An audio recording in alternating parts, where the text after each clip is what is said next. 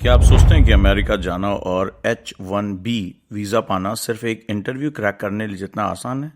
तो सोचिए जरा, अगर किसी देश ने यह कह दिया, अगर तुम हमारे यहाँ काम करना चाहते हो तो हर साल 80 लाख रुपए फीस देनी पड़ेगी। जी हाँ, अमेरिका में अब H-1B वीज़ा के लिए लगभग $1 लाख की एनुअल फीस लगाई जा रही है। डोनाल्ड ट्रंप ने यह फैसला लेकर न सिर्फ बड़ा विवाद खड़ा कर दिया, बल्कि अमेरिका की इमिग्रेशन पॉलिसी को पूरी तरह से झकझोर दिया है। लेकिन सवाल ये है, ये फैसला अमेरिकी कामगारों के लिए फायदेमंद है या फिर ये सिर्फ एक राजनीतिक चाल है? कल्पना कीजिए कि आप एक भारतीय सॉफ्टवेयर इंजीनियर हैं। आपने एक अमेरिकी कंपनी में जॉब ऑफर पा लिया है, सब कुछ तैयार है, डॉक्यूमेंट्स, वीजा, पैकिंग। लेकिन तभी कंपनी कहती है, हमें तुम्हारे वीजा के लिए हर साल 80 लाख भरने होंगे। क्या अब वो कंपनी आपको रखेगी? अक्सर भारतीय और दूसरे देशों के टैलेंटेड युवाओं को अमेरिका के H-1B वीजा प्रोग्राम के जरिए अवसर मिलते हैं, लेकिन अब ये सिर्फ सपना अमीर कंपनियां और अमीर लोगों तक ही सीमित हो सकती है। क्या है H-1B visa programme? H-1B visa एक नॉन इमिग्रेंट वीजा है जो अमेरिकी कंपनियों को विदेशों से हाईली स्किल्ड प्रोफेशनल को हायर करने की अनुमति देता है, जैसे IT, डाटा साइंस, इंजीनियरिंग आदि क्षेत्र। अब तक कितनी फीस थी?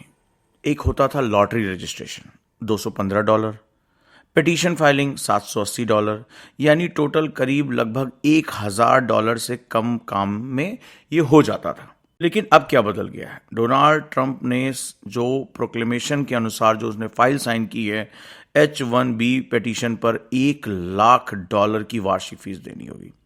डिपार्टमेंट ऑफ लेबर को फॉरेन वर्कर्स के लिए मिनिमम वेजेस बढ़ाने का निर्देश दिया गया है। स्टाफिंग और आउटसोर्सिंग कंपनियों के लूप होल्स बंद किए जाएंगे। वीजा फीस से जो पैसा आएगा उससे डिटेंशन सेंटर, बॉर्डर वॉल और इमिग्रेशन क्रैकडाउन को फंड किया जाएगा। व्हाइट हाउस क्या कहता है? ट्रंप एडमिनिस्ट्रेशन का कहना है कि ये बदलाव इसलिए जरूरी है क्योंकि विदेशी सस्ते मजदूरों से अमेरिकी वर्कर्स की नौकरियां छीनी जा रही हैं।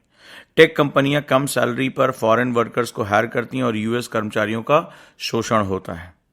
पर सवाल है कि क्या ये पूरी सच्चाई है? ज्यादातर फॉरेन वर्कर्स को हाई स्किल्ड जॉब्स में रखा जाता है। गूगल, माइक्रोसॉफ्ट, अमेजन, मेटा जैसी कंपनियां ग्लोबल टैलेंट पर निर्भर करती हैं। कई रिपोर्ट्स के अनुसार फॉरेन वर्कर्स और लोकल वर्कर्स में सैलरी गैप उतना नहीं है जितना प्रचार किया जाता है। आइए अब हम कुछ डाटा पे बात करते हैं। अमेरिका में हर साल लगभग 85,000 H-1B वीजा जारी किए जाते हैं। इस वीजा में करीब 70% भारतीय प्रोफेशनल्स को मिलते हैं। टेक इंडस्ट्री में ये वीजा बेहद जरूरी है, खासकर AI, सॉफ्टवेयर और डाटा साइंस में। क्या होगा अगर $1 लाख की भारी फीस लगती है? स्टार्टअप और मिड साइज कंपनियां हायरिंग नहीं कर पाएंगी। बड़ी कंपनियां शायद विदेश में ऑपरेशन शिफ्ट कर दें, ऑफशोरिंग में चली जाएं।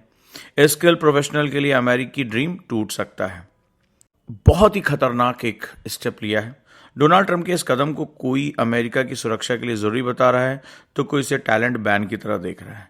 पर सवाल यह है कि क्या $1 लाख की फीस वास्तव में अमेरिकी कर्मचारियों की मदद कर पाएगी, या ये सिर्फ एक राजनीतिक नौटंकी है जो ग्लोबल टैलेंट को अमेरिका से दूर कर देगी?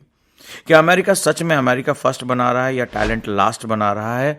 आपकी क्या राय है? कमेंट में जरूर बताइए और सोचते रहिए। चैनल को सब्सक्राइब करिए, मेरे साथ जुड़े रहिए। धन्यवाद।